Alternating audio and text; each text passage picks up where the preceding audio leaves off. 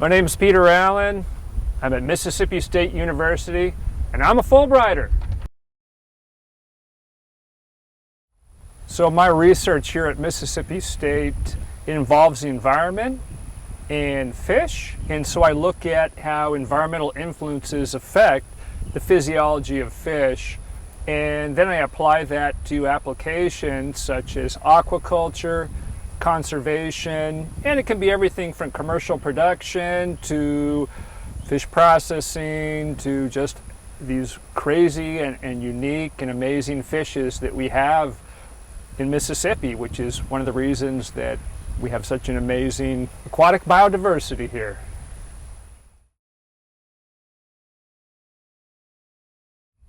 Fulbright is just, it's a well-known organization.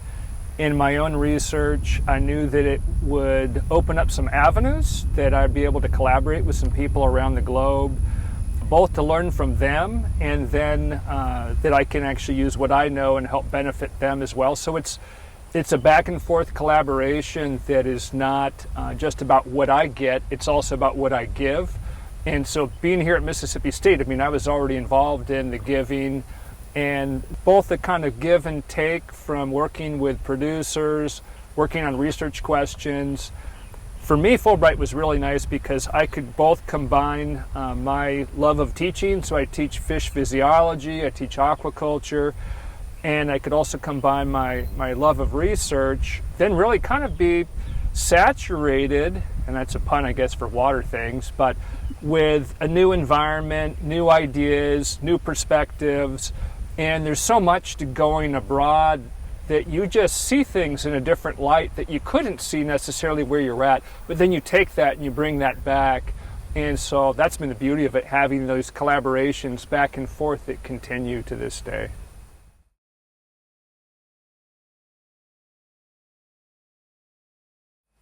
Sure, Fulbright was, I think in just to encapsulate it, was an adventure, and it was an amazing adventure.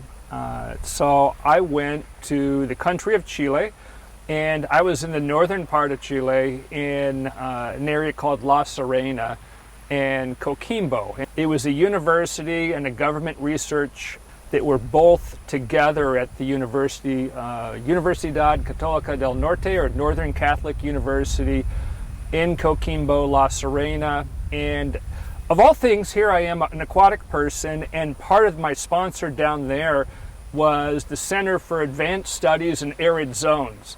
And so you're like a fish person working in arid zones, but Chile is this beautiful, long country, super long, right along the coast, and so it's 2,000 miles long, and the climate's really changed from southern Chile to northern Chile. In northern Chile, most of the population's right along the coast where the water is, but just inland it's fairly arid. And so their government, their private industry, and their academics have basically a threefold, I guess that's a triangle. And so they all share in research ideas. And so the government helps provide some of the funding, the academics help answer the questions that need to be answered, and then the private industry is somewhat subsidized by the government to help reduce risk as they start to do some of the entrepreneurial research that they're trying to do in aquaculture. So at Northern Catholic University, we were involved in trying to address some of the questions that they had with some of the species that they were raising right off the coast, both kind of on campus and then working with the producers off the coast too. I think Fulbright's an amazing opportunity to both give and learn. And it's a balance of all those things.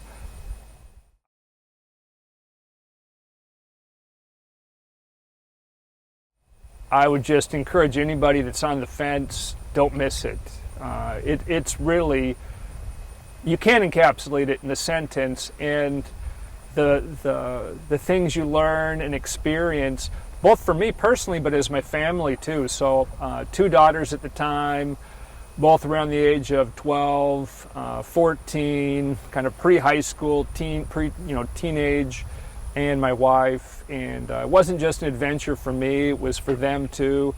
We got a chance to really just kind of be immersed, again, another water pun there, in another culture. And it's funny, When I arrived there, I didn't know my colleagues well. I had communicated via email with them, and I showed up and I got off the plane after traveling for, like 20 hours. And I kind of stumbled off the plane in a place I'd never been. And my colleague met me, and she's a well-known researcher, and she gave me a hug and she kissed me on both cheeks. And here I was, the American, with my cold hand extended, and she said, "Welcome to Chile." And from there, I quickly demonstrated that my knowledge of Spanish was not fluent. And she said, "Peter, you just have to jump into the river." So that's what I did, and I just sort of immersed myself in the culture, speaking Spanish. It was just a wonderful experience.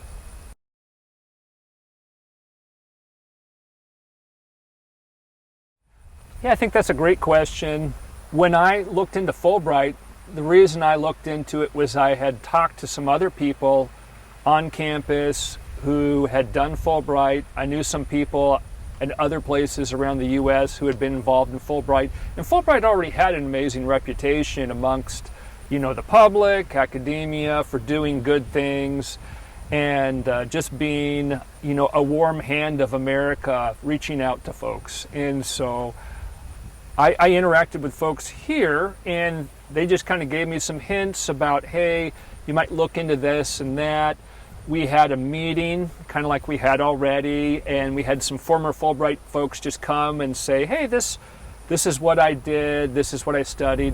It was a bit unknown to me when I first looked into it, and so that helped break down some potential barriers and got me really interested at that point. And because a lot of those people were so thankful for their Fulbright experiences, they had tried to go back and do other types of experiences. Some of them had done 3 different tours in Fulbright. And Fulbright really, now they have so much diversity in terms of what you can do. I think from the university side, promoting it in terms of the sabbaticals, if they could line up with Fulbright, or the university could facilitate that would definitely be a richer experience. And I think just in terms of down to at the level of the department, that the department heads are aware that this is a good thing, that your faculty member is not disappearing. They're going to bring back more than they are now, and including potential for funding and publications. You certainly increase your world impact by participating in a Fulbright, because you can't not after you interact with so many different people from different communities. Where I was in Chile, there was people that had come from all over. Met somebody from El Salvador, there were people from Spain, people from Canada, and of course just amazing culture and awesome food too. Lots of great fresh fish. Who can not like that?